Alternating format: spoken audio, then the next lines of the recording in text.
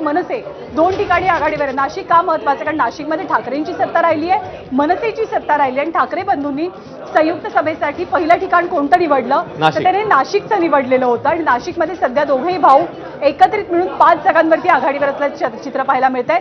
207 या प्रभागातून योगिता गवळींचा पराभव झालेला आहे. हे चित्र सध्या आपण अश्विन फ्लोअरवरती पाहतोय ते आहे मुंबईचं.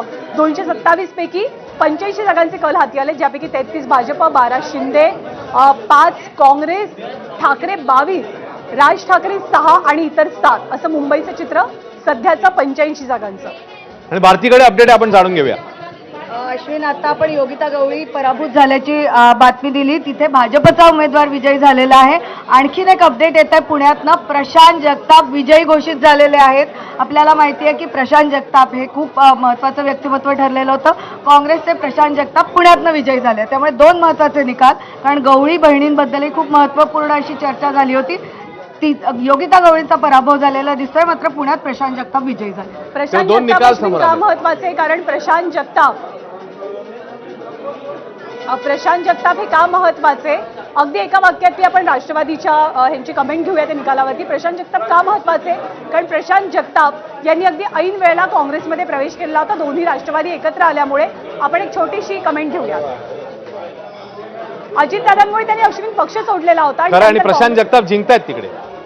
प्रशांत जगताप जिंकतायत, त्यांना आमच्या मनापासून शुभेच्छा. त्यांनी एक राजकीय भूमिका घेतली, त्यांना त्यांची राजकीय भूमिकेची ते सहमत असतील, त्यांना विजय मिळाला, त्यांचा आनंद आहे. आता आमचेही देखील तिकडे अजितदादांच्या पक्षासोबत अलायन्स झालेले, आघाडी झालेली. आता आम्ही वाट बघतोय की कसं निकाल येतो ते. ठीक आहे, त्यांनी शुभेच्छा दिलेल्या आहेत प्रशांत जगताप यांना. पण अजितदादा आणि शरद पवार हे एकत्र आल्यामुळे, म्हणजे शरद पवारांच्या राष्ट्रवादीमध्ये प्रशांत जगताप होते, अजितदादांसोबत हातमिळवणी केल्यामुळे ते नाराज झाले. त्यांनी आपल्या ओरिजिनल पक्षामध्ये प्रवेश केला, ते काँग्रेसमध्ये गेले आणि आता प्रशांत जगताप विजयी झालेले आहेत. सुनील मोरे यांचा विजय, ठाकरे सेनेचे प्रभाग क्रमांक 123 उमेदवार सुनील मोरे यांचा सुद्धा विजय झालेला आहे. 35 जागांवरती भाजप, 21 जागांवरती ठाकरे, 13 जागांवरती शिवसेना, मनसे 6 जागांवरती आघाडीवर असल्याचं चित्र पाहायला मिळत आहे. काँग्रेसनं 3 जागांवरती आघाडी घेतलेली आहे आणि हळूहळू आता सेलिब्रेशन सुरू झाले. अश्विन, खरं भाजपचं सेलिब्रेशन आपण बघतोय, भाजपने विजयोत्सवाला सुरुवात केली आहे. कारण बहुतेक सर्व ठिकाणी आपण बघितलेलं होतं भाजपने आघाडी घेतलेली होती.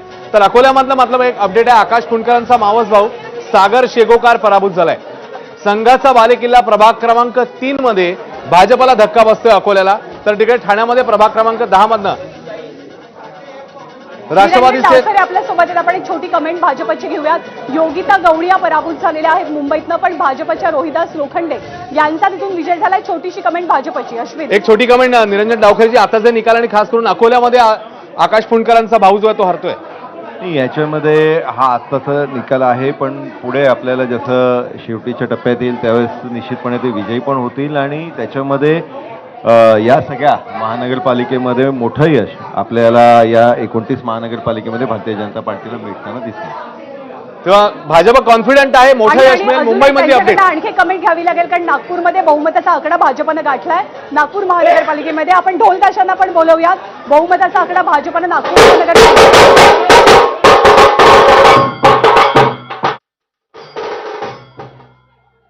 आपण थोड्या वेळाने पुन्हा त्यांना बोला, पण त्याआधी आपण निरंजन डावकर यांची प्रतिक्रिया घेऊयात. निरंजन डावकर यांची प्रतिक्रिया घेऊयात. अमरावतीमधली अपडेट, मुख्यमंत्र्यांना धक्का बसतोय, मामे भाऊ विवेक कलोती पराभूत. अमरावतीमधला मोठा निकाल, मामे भाऊ विवेक कलोती पराभूत. आपल्याला नागपूर असेल, या सगळ्या महानगरपालिकेचा जो निकाल आहे तो निकाल आपल्याला स्पष्टपणे दिसतोय की 29 मधले भारतीय जनता पार्टीला मेजॉरिटी, 24 पेक्षा जास्त महानगरपालिकेमध्ये भारतीय जनता पार्टी महायुतीला मोठं यश आपल्याला निश्चितपणे बघायला भेटतं. नक्कीच. अतुल लोंढेंकडून आपण प्रतिक्रिया घेऊ. अतुल लोंढेजी, या निकालाबद्दल.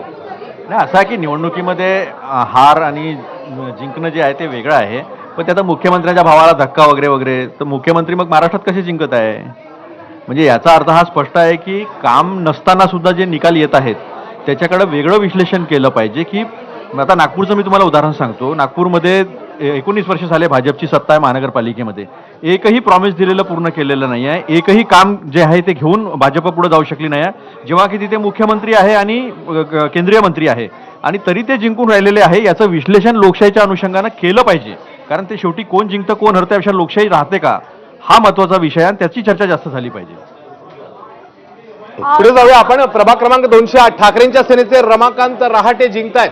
मुंबईतला निकाल समोर येत आहेत. प्रभाग क्रमांक 123 ठाकरेंच्या सेनेचे सुनील मोरे जिंकतायत. तेव्हा 2 निकाल हे ठाकरेंच्या शिवसेनेच्या बाजूने. वसई विरारमध्ये मात्र बवियाची मोठी मुसंडी. 69 जागी आघाडी. भाजपा तिकडे नागपूरमध्ये 94 जागी आघाडीवर. अखिल चित्रे आपल्या सोबत आहे. आपण अखिल चित्रेंची सुद्धा एक प्रतिक्रिया घेऊयात. मनसेच्या वतीनं जरी ते असले तरी ते दोघांकडनं अर्थात प्रतिक्रिया देतील. अखिल चित्रेची सध्याचं चित्र. मुंबईकर जनतेने आणि मराठी माणसांनी कन्सॉलिडेशन वोटचं केलेलं आहे आणि आपल्याला त्याचं चित्र हे आता हळूहळू दिसत आहे. कशा प्रकारे मतदान होत आहे. आता ज्या प्रकारे मतपेटी आणखीन उघडतील तुम्हाला इथे निकाल बदलताना दिसतील आणि मुंबईवर निश्चितच ठाकरे बंधू यांचा जे काय यश आहे ते तुम्हाला इथे पण आता सध्या 21चा फरक आहे अखिलजी. हा तो गाठता येईल ना. अजून आता फक्त हे आकडे पूर्ण कुठे आलेत. अजून काउंटिंग सुरू आहे. जसे जसे काउंटिंग सुरू येतील ठीक आहे. नक्की निकाल लागेल तेव्हा आपल्याला निश्चित होईल की काय होतं. वसई विरारमध्ये खूप इंटरेस्टिंग चित्र आहे. कारण वसई विरारमध्ये बहुजन विकास आघाडी ही क्रमांक 1 वरती सध्या आपल्याला दिसते आणि त्यापाठोपाठ भाजप आहे. नाशिकमध्ये भाजपा 22, शिवसेना 11 जागी आघाडीवरती असल्याचं चित्र आहे. तर वसई विरारमध्ये 69 जागांवरती बवियाची आघाडी आहे. तर भाजप 45 जागांवरची आघाडी आपली टिकवून आहे. मुंबईच्या वॉर्ड क्रमांक 50 मध्ये भाजपचे प्रतापसिंह राजपूत हे विजयी झालेले आहेत. 134 मध्ये MIMच्या मेहजबीन खान यांनी विजय मिळवलेला आहे मुंबईमधनं.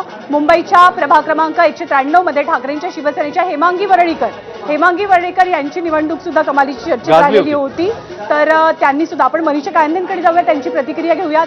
हेमांगी वरळीकर या विजयी झाल्याचं चित्र आपल्याला पाहायला मिळतं. खरंय मुंबईमधला हा निकाल. मनीषा कायंदेजी इकडे ठाकरेंना सध्या तरी जे कल आहेत किंवा निकाल जे ते ठाकरेंच्या बाजूने दिसत आहेत, शिंदेच्या बाजूने दिसत नाहीत तेवढे. बघा जे निकाल लागलेले आहेत तिकडे ऑलरेडी थोडा प्रभाव हा उद्धव ठाकरे यांच्या गटाचा होता. परंतु आपण पाहतोय की अजून पुष्कळ निकाल यायचे बाकी आहेत आणि विविध ठिकाणी महानगरपालिकांमध्ये आमचे उमेदवार देखील विजयी झाले आहेत. आघाडीवर पण मोठ्या प्रमाणात आहेत. आता काही ठिकाणी तिकडे विद्यमान आदित्य ठाकरे आमदार असल्यामुळे थोडा निश्चित तिकडे प्रभाव असणार. एक छोटीशी प्रतिक्रिया आपण ठाण्याच्या बाबतीत आनंद त्यांची सुद्धा घेऊन टाकूयात आणि प्रशांत जगतापांची पहिली प्रतिक्रिया येते ती आपण पहिल्यांदा बघूयात. प्रशांत जगताप माजी काय राज्यमंत्री असून इथं जवळजवळ 4 आमदार आणि 2 माजी राज्यमंत्री या ठिकाणी माझ्या विरोधात नाही का लढत होते. त्या सगळ्यांचा पराभव बघून प्रशांत जगतापचा विजय हा निश्चित वानवडी साळुंकेमधील जनतेचा माझ्यावरचा विश्वास आणि जी विचारधारा असे ना ज्यांनी मला सोडलं किंवा मला बाजूला करण्याचा प्रयत्न केला त्यांना पण माझा तो सल्ला आहे की या ठिकाणी शिवशाहू फुले आंबेडकर विचारधारा कालही जिवंत होती, आजही आणि उद्या सुद्धा राहील. निष्ठा जिंकली का? प्रशांत जगतापची निष्ठा नक्की जिंकली. ती विचारधारेच्या संदर्भात असेल किंवा माझ्या भागातल्या माझ्या मतदारसंघातल्या जनतेच्या संदर्भात माझी जी निष्ठा होती ती निष्ठा कायम जिंकली. जे आता मला म्हणजे पक्ष सोडताना जे माझ्या थट्टा करत होते की आयडिओलॉजी आता चालत नाही समाजात, त्यांना माझा तो सल्ला म्हणजे नम्रपणाने त्या ठिकाणी खोचकपणा नाही की आयडिओलॉजी कालही जिवंत होती, आजही आहे. शिवशाहू फुले आंबेडकर विचारधारा कोणी पुसू शकत नाही.